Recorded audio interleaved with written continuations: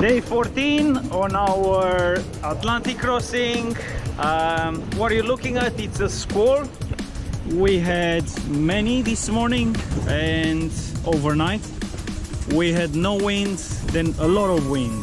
No wind, too much wind. Sails in, sails out. Up from the bed, down in the bed. Out on the boat, down on the boat. I think I'm losing the plot after 2 weeks of this. But yes, in front of us you will see some gray skies. Yeah, somewhere under the sails there. A big cloud, which I think followed us most of the night.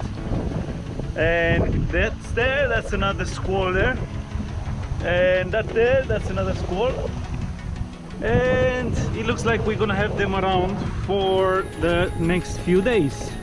These things bring very strong winds just in front of them with a lot of rain, and then the wind dies. And when the wind dies, oh, it's not good. It's not good because the sail starts flapping.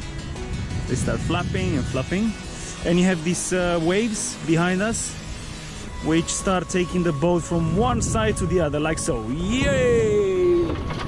And the sails do that, and your progress is very little, and they do that, and you pull them in and you pull them out, and you let them in and you take them out, and all sorts of things, and you try and you try, and you get tired, and then you start speaking like I'm speaking now.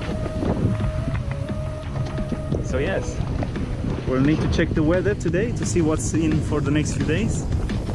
But yesterday it looked very fluky, and lots of this. We will have lots of this. I've changed course to every direction you can think of, apart from backwards. I didn't want to go backwards, really. We don't want to go backwards, that's for sure.